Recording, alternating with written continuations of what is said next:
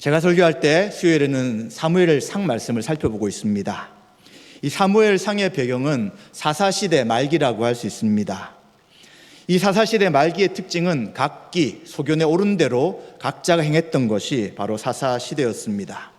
이러한 하나님을 배반하고 우상을 섬기며 타락한 이 시대에 하나님께서는 한나를 통해서 사무엘을 태어나게 하십니다.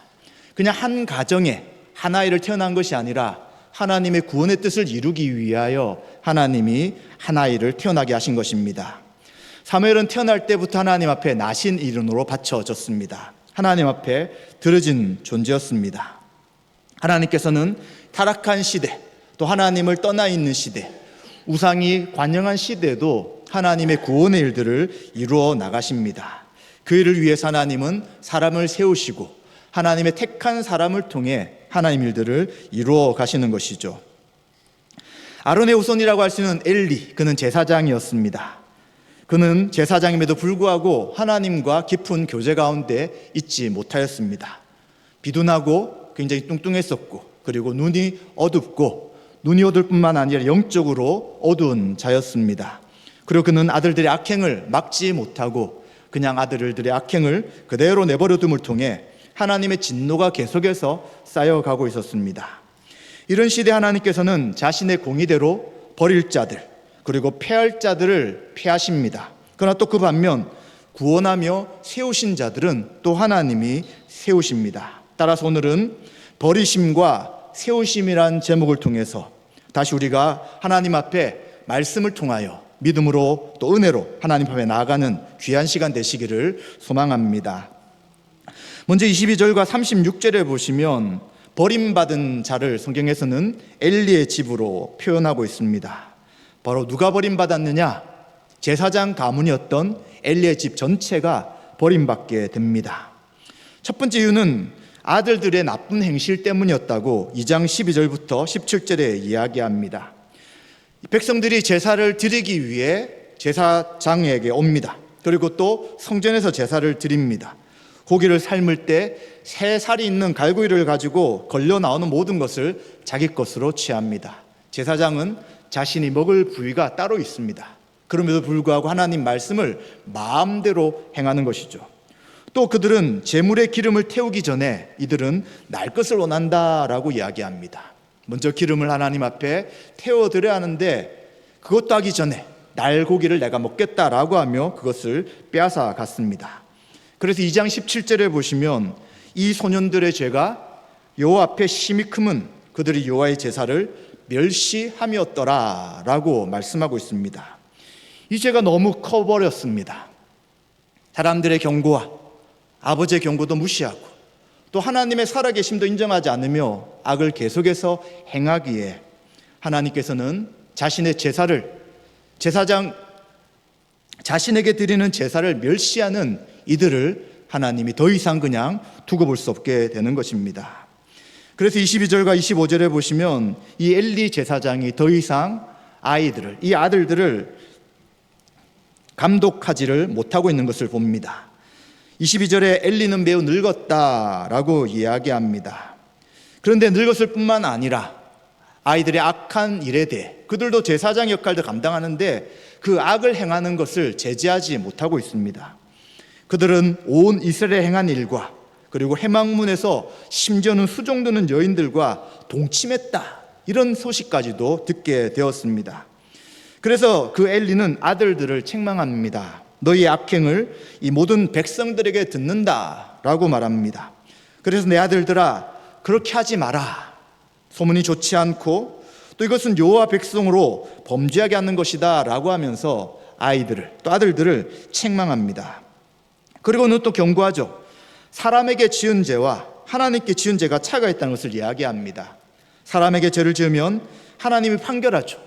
두 사람이 어떤 문제로 충돌하게 되면 율법을 통해서 하나님이 판단하고 중재하실 수 있습니다. 그런데 이들이 행하는 죄는 사람이 아니라 하나님께 범죄하는 것이죠. 그렇기 때문에 하나님 앞에 범죄한다면 누가 과연 이 죄에 대해 간구할 수 있겠느냐? 하나님 앞에 심판을 받는다라고 엄중하게 경고를 합니다. 그러나 25절 후반절에 보시면 그 아들들은 자기 아버지의 말을 결코 듣지 않았습니다. 왜 듣지 않았을까? 그 아버지의 권위가 바닥에 떨어진 것도 있지만 성경은 뭐라고 하시냐면 여호와께서 그들을 죽이기로 뜻하셨다라는 더 무서운 선언을 하고 있는 것입니다. 바로도 그의 마음을 하나님이 강팍히 하셔서 이스라엘 백성들을 애굽에서 탈출하지 못하도록 계속 막습니다. 왜냐하면 10번째 재앙을 통해서 완전히 그 애굽을 하나님이 철저하게 무너뜨리도록 하기 위해 그의 마음이 강팍토록 하신 것처럼 지금 이 아들들을 죽이기로 작정하셨기 때문에 아버지의 말도 듣지 않고 그 악한 것을 멈추지 않고 폭주하는 기차처럼 계속해서 달려가고 있는 것입니다. 이것뿐만 아니죠. 27절과 36절에 보시면 이제 하나님의 사람이 엘리에게 드디어 경고를 하는 것입니다. 제사장이 백성들이 하나님 일들을 제대로 하지 않을 때에 하나님은 선지자를 보내셔서 하나님의 사람을 통해서 경고하시는데 지금 하나님의 사람이 와서 엘리에게 경고합니다. 어떤 경고를 하냐면 너는 하나님께 대한 경멸을 하고 있다라고 이야기합니다. 사실 아들들이 잘못했지 엘리가 잘못하지 않을 수도 있습니다. 그런데 뭐라고 책망하냐면 아들들을 더 중히 여긴 것이 하나님을 경멸하는 것이다 라고 하나님은 책망하고 있는 것이죠. 이란 책망하기 전에 먼저 엘리 가문에 주신 하나님의 은혜를 이야기합니다. 하나님께서는 엘리의 조상들에게 제사장 직분을 주었고요, 또 희생 제물에 고기를 주어 먹고 살아가게 하셨습니다. 그런데 엘리는 어떻게 합니까? 하나님 명령한 제물과 예물을 업신 여깁니다. 기준에 따라 말씀에 따라 제사를 지내도록 하지 않는 것입니다. 그 이유는 하나님보다 아들들을 더 중히 여겨 가장 좋은 것으로 살찌게 하였다라고 말합니다. 우리가 볼 때는 엘리보다는 아들들의 문제가 있다 이렇게 볼 수 있습니다. 엘리가 책망했지만 아들들이 안 듣는데 무슨 소용이 있나라고 말할 수 있지만 성경은 그렇게 말하지 않습니다. 하나님 보실 때는 아들들 문제 이전에 엘리 자신이, 그 아버지 자신이 먼저 죄를 짓고 하나님보다 아들들을 더 중히 여겼다라고 분명히 그 죄에 대해 경고하는 것입니다. 그렇기 때문에 하나님의 약속을 철회하시고 심판하시겠다라고 30절에 이야기합니다. 하나님께서는 아론의 후손을 통하여 제사장의 일들을 감당케 하셨습니다. 그래서 아론의 후손인 이 엘리 제사장도 그 일들을 쭉 이어갑니다. 그런 하나님은 30절에 뭐라고 하시냐면 내 집과 내 조상의 집이 영원히 나를 섬길 것이라 했지만 결단코 그렇게 하지 않을 것이다 라고 말씀합니다. 얼마나 하나님이 이 문제에 대해서 그 엘리의 죄가 크다고 생각하셨는지, 이제 그 조상들과 했던 약속마저도 하나님은 더 이상 지킬 필요가 없다고 말씀하시는 것입니다. 왜냐하면 나를 존중히 여긴 자는 하나님은 그를 존중히 여기지만 나를 멸시하는 자는 내가 경멸할 것이다 라고 말하는 것입니다. 엘리가 아들들을 중히 여기며 하나님을 존중하게 생각하지 않았습니다. 도리어 하나님께 드리는 이 제사를 경멸함으로써 이 엘리와 그의 집안이 쌓아간 이 죄는 돌이킬 수 없는 만큼의 큰 죄가 되고 말았습니다. 그래서 더 이상 이들을 그냥 내버려 둘 수 없기에 하나님께서는 하나님의 사람을 통해 엘리 가문의 비참한 몰락을 하나씩 예고하는 것입니다. 이제 그들은 내 팔과 내 조상의 지팔을 끊어버릴 것이다 라고 이야기합니다. 팔이란 것은 힘을 상징하는 거잖아요. 더 이상 후손들이 힘을 잃어버릴 것이라는 것입니다. 더 이상 후손들이 힘을 가지고 살아갈 수 없는 지경에 이른다는 것입니다. 그리고 노인이 하나도 없을 것이다. 젊은이만 많으면 좋은 것 아닌가라고 생각할 수 있지만 이 노인이 하나도 없다는 것은 젊은 나이에 다 죽는다는 것입니다. 그들이 노인이 될 정도까지 살아남을 자가 아무도 없다는 것입니다. 또 모든 이스라엘들에게는 복이 있겠지만 너는 너의 처소, 너의 집에서 환난을 볼 것이다 라고 말하면서 다른 이스라엘 백성들은 하나님의 복 가운데 있겠지만 너는 망한다는 것을 분명히 경고합니다. 또 하나님께서 한 사람을 남겨두겠지만 그 사람의 눈은 세잔하고 또 내 마음을 슬프게 할 것이며 출산되는 모든 자가 젊어서 죽을 것이다 라고 이야기합니다. 한 사람이 그 집안을 쳐다보지만 그 집안은 계속해서 망해가는 것을 슬퍼함 가운데 보게 될 것이다 라고 말합니다. 그리고 이 악을 행했던 두 아들 홈리와 비느하스는 한날에 죽을 것이라고 이야기하면서 이 두 아들이 한날에 죽게 된다면 내가 지금 한 말에 징조가 되어 이 모든 나의 말이 그대로 이루어질 것을 알라라고 경고를 하시는 것입니다. 그리고 또한 내 집안의 남은 자들이 은 한 조각과 떡 한 덩이를 위해서 제사장 직분을 구걸할 것이다. 이제 이들은 제사장 이 일들을 하지 못하는 것입니다. 그래서 제발 우리에게 제사장 일을 주십시오라고 구걸할 정도로 그 직분을 제대로 감당하지 않았기에 그 직분을 할 수 없게 만들 것이다 라고 경고해 주시는 것입니다. 이처럼 하나님께서는 철저하게 하나님을 경멸하고 또 하나님의 말씀을 불순종하며 하나님을 존중하는 것이 아니라 아들들을 존중하고 그들을 따랐던 이 엘리와 그의 집안은 철저하게 파멸하시며 심판하실 것을 경고하십니다. 그런 하나님은 이 한 집안을 무너뜨리지만 그러나 이스라엘 사람 전체를 무너지게 하는 것은 아닙니다. 그래서 35절에 나를 위해서 충실한 제사장을 일으킬 것이다 라고 또 다른 약속을 하십니다. 너는 그 일을 감당 못해서 너희 집안은 이제 제사장 일들을 못하겠지만 충실한 제사장을 세울 것이다 라고 이야기하는 것이죠. 그 사람은 내 마음에 내 뜻대로 행하는 자라는 것입니다. 자기를 존중하고 자기를 높이면서 하나님을 경멸하는 자가 아니라 하나님 말씀에 순종하라는 자를 이야기하는 것입니다. 그리고 그를 위해 견고한 집을 세울 것이고요. 또 그가 나의 기름 부음 받은 자 앞에서 영구히 행할 것이다 라고 이야기합니다. 이 말씀은 가까이는 이제 솔로몬 시대에 엘리 집안의 제사장이 나라 사독 가문에서 제사장이 나옴을 통해서 성취가 됩니다. 그러나 더 크게는 바로 예수 그리스도를 통하여 참된 제사장 역할을 감당하실 그 일들로 성취되는 것을 보게 됩니다. 아론의 아들들이 두 명이 남았습니다. 이다말이라는 아들과 엘리아살이라는 아들이었습니다. 이다말의 후손이 바로 엘리라고 할 수 있습니다. 그런데 이들은 솔로몬이 왕이 되었을 때에 그의 엘리의 후손 가운데 한 명인 아비아달이라는 제사장이 있었습니다. 그런데 이 사람은 솔로몬의 반역하는 자리에 섰고 결국 솔로몬은 그를 처치하게 되는 것이죠. 그러나 반대로 이다말의 후손이 아닌 엘리아살의 후손이 있었는데 그 사독이란 사람은 이제 솔로몬과 함께 그가 왕으로서 그 왕권을 이루어가기를 소망하며 제사장 역할을 감당하게 되는 것이죠. 그래서 이 엘리야신 그 예언의 말씀이 사독이 제사장을 통하여 성취되게 되었다라고 성경은 말씀하고 있습니다. 왕상 2장 27절을 제가 읽어보면 아비아달을 쫓아내어 여호와의 제사장 직분을 파면하니 여호와께서 실로에서 엘리의 집에 대하여 하신 말씀을 응하게 함이더라. 아멘. 당신은 이루어지지 않았어요. 그러나 훨씬 뒤가 되었을 때 다윗을 지나고 솔로몬이 되었을 때 드디어 하나님의 말씀이 임하게 되고요. 이제는 엘리 집안에서 그리고 이다말 후손이 제사장 역할을 감당하는 것이 아니라 솔로몬 이후에는 사독계의 후손들 가운데서 제사장 역할을 감당하며 하나님 일들을 하게 되는 것을 우리는 보게 됩니다.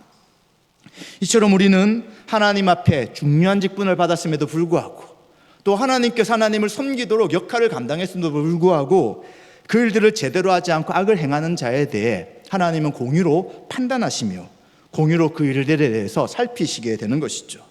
하나님을 존중하지 않고 하나님을 멸시하는 자들을 제사장으로 결코 세울 수 없는 것입니다. 그래서 그 집안을 다 멸하실 뿐만 아니라 그들이 하고 있는 이 제사장 역할까지도 다 빼앗아 가는 것이죠. 나중에는 제발 우리에게 제사장을 감당할 수 있도록 은혜를 베풀어 주십시오라고 할지라도 하나님은 결코 그들의 악에 대해서 돌이키지 않는다는 것을 성경은 말씀해 주고 있습니다. 그렇다면 하나님께서는 제사장을 다 무너뜨리시나요? 그러지 않는 것입니다. 바로 3장에 하나님께서는 새로운 사람들을 세우신다라고 말합니다. 바로 새로 세움받은 자가 새로운 제사장 역할을 감당하며 또 사세 역할을 감당하며 선지자 역할을 감당하는 사무엘이다라고 할 수 있습니다.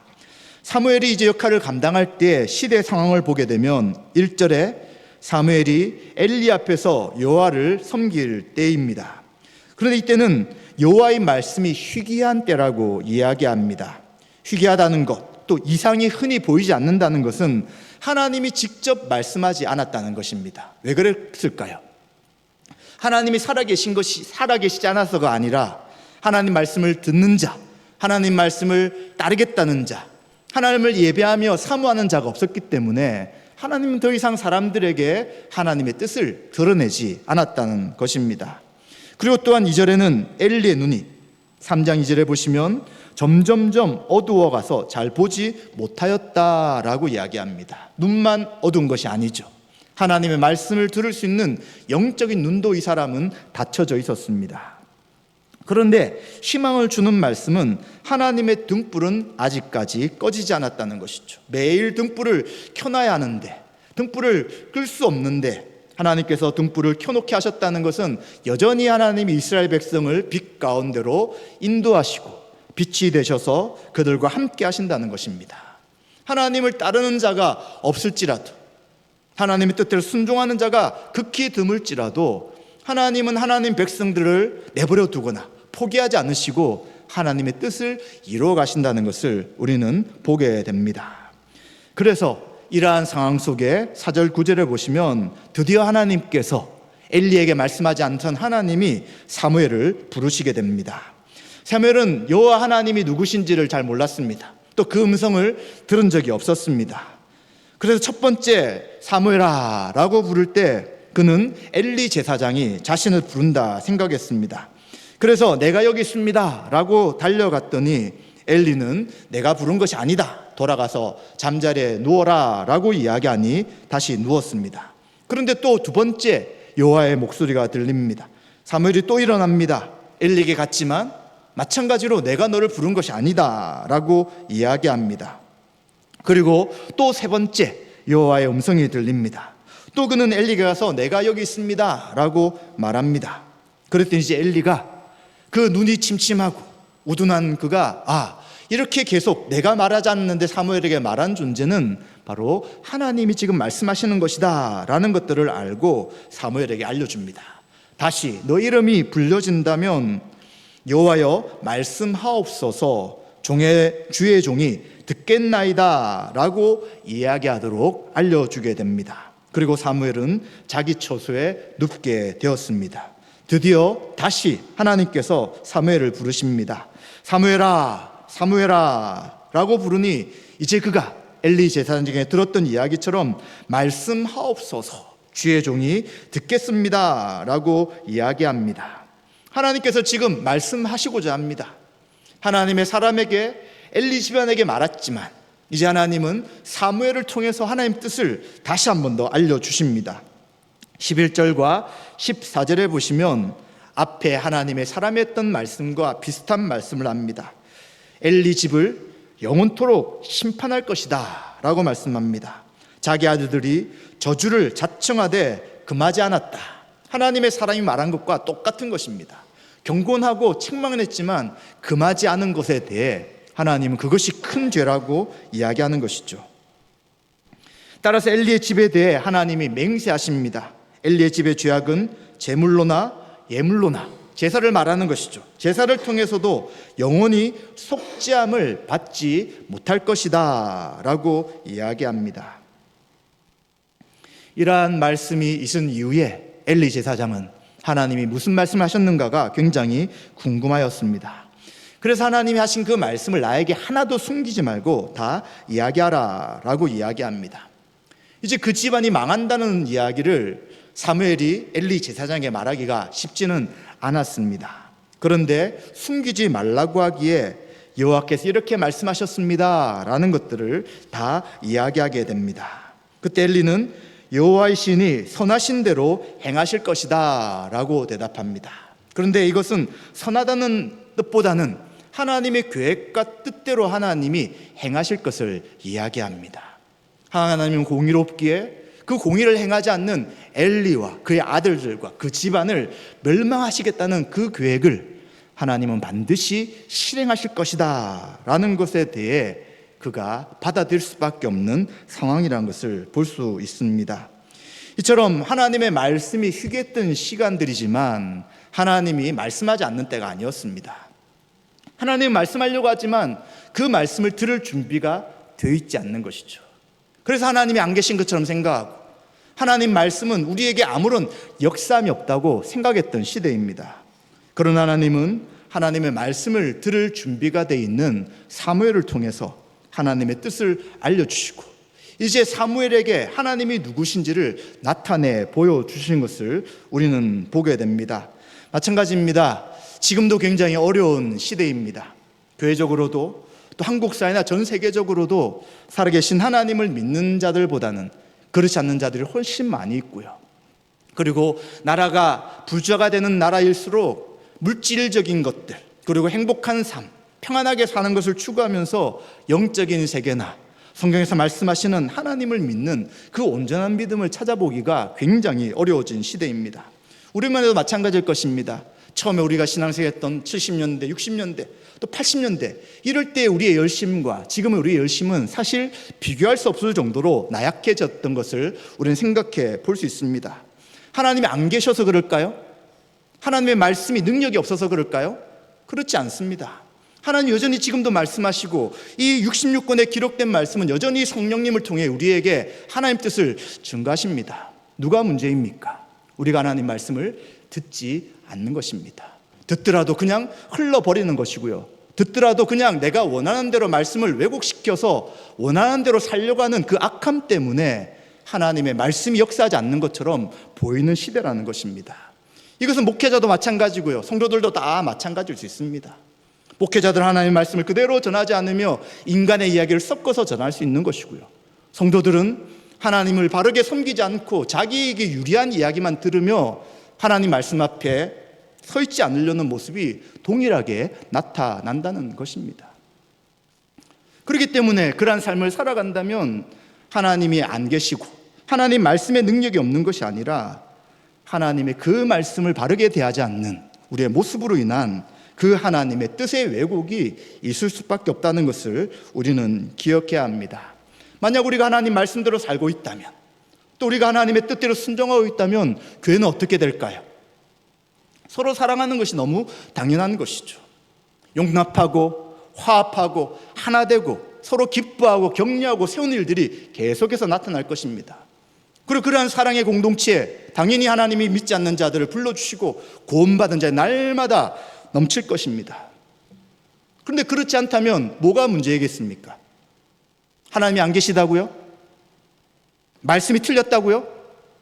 그것이 아니라 우리들이 하나님 말씀을 왜곡시키고 우리가 하나님 말씀을 순종하지 않으면서 우리는 잘 믿는다고 생각하기 때문 아닐까라는 것을 우리는 진지하게 생각해 봐야 합니다. 하나님 공의로우신 분이에요. 하나님 우리의 겉행동을 보시는 것이 아니라 그 마음의 중심과 생각을 다 분별하기 때문에 하나님은 반드시 우리가 어떤 자세로 어떤 마음으로 무엇을 하며 살아가는지 다 보고 있다는 것을 생각해야 합니다. 그러기에 우리가 지금 이 시대에 필요한 것은 저도 마찬가지지만 하나님 말씀 앞에 엎드리는 것밖에 없다는 생각이 듭니다. 우리는 죄인이라는 것을 고백하고요. 우리가 지금 이 엘리의 시대와 마찬가지로 하나님 말씀을 듣기를 싫어하고요.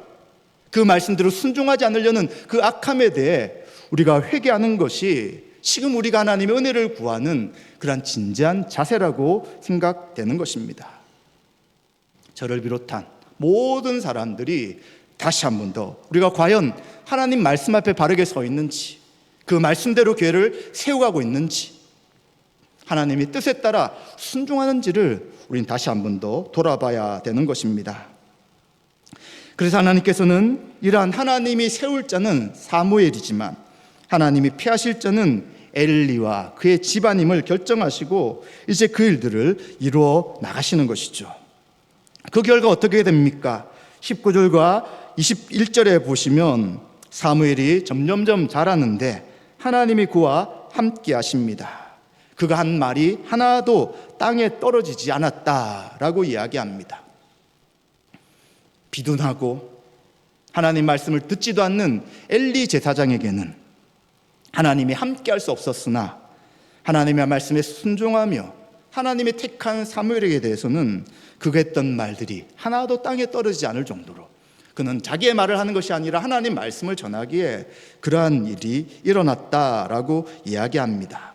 그것뿐만 아니죠. 20절과 21절에 보시면 온 이스라엘이 사무엘에게 하나님의 함께 하심을 알게 되었다라고 이야기합니다. 어두운 시대였고 제사장마저도 타락했던 그 시대이지만 이제는 하나님이 사무엘에게 함께 하시는구나 라는 것들을 단에서부터 부하엘세바, 북쪽부터 남쪽에 있는 모든 이스라엘 백성들이 다 알 정도로 하나님이 그와 함께 하신 것입니다. 그래서 여호와께서 실로에 나타나셔서 여호와의 말씀으로 사무엘에게 자기를 나타내셨다라고 말씀하시는 것이죠. 이처럼 세상의 어둠이 문제가 아니라 누가 과연 하나님 말씀에 순종하며 하나님을 사랑하는 자를 보시고 그 하나님을 사랑하는 자를 통하여 하나님의 일들과 하나님의 말씀을 맡기신다는 것을 우리는 기억해야 됩니다. 사실 우리는 이 말씀을 볼 때 우리는 무슨 엘리야라고 생각할 때가 있습니다. 어떻게 저렇게 나쁜 제사장 가문이 있을까라고 말합니다. 그러나 사실 우리 대부분은 엘리와 마찬가지의 삶을 살았던 자들입니다. 하나님을 사랑한 자들도 아니고요, 또 하나님 말씀을 철저하게 순종한 자들도 아니었고요, 자기를 위해 살았던 악한 자들이었습니다. 그럼에도 불구하고 하나님은 엘리 집안처럼 철저하게 우리를 심판하시고 그 집안 전체를 다 멸하셔야 됨에도 충분함에도 불구하고 하나님 우리를 살리신 것이죠. 도리어 예수 그리스도를 믿을 수 있는 은혜를 허락하여 주시고 그 예수 그리스도를 통하여 참된 구원을 얻도록 하신 것이 놀라운 하나님의 은혜인 것을 우리는 생각하게 됩니다.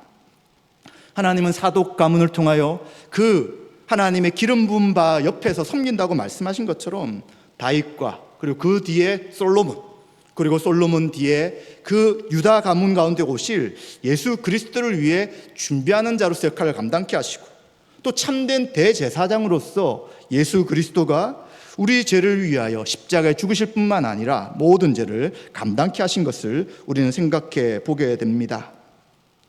우리는 오늘 이 말씀을 생각해 볼 때 두려울 수 있습니다. 우리도 어떻게 하나님 말씀을 순종하지 않으면 우리뿐만 아니라 집안 전체가 멸망당한 것이 아닌가라고 생각할 수 있지만 사실 그렇지는 않죠. 왜냐하면 예수님이 엘리 집안이 받아야 될 그 모든 저주를 다 담당하셨습니다.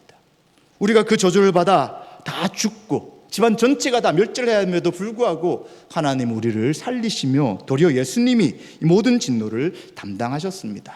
그렇다면 이제 우리는 어떻게 해야 합니까?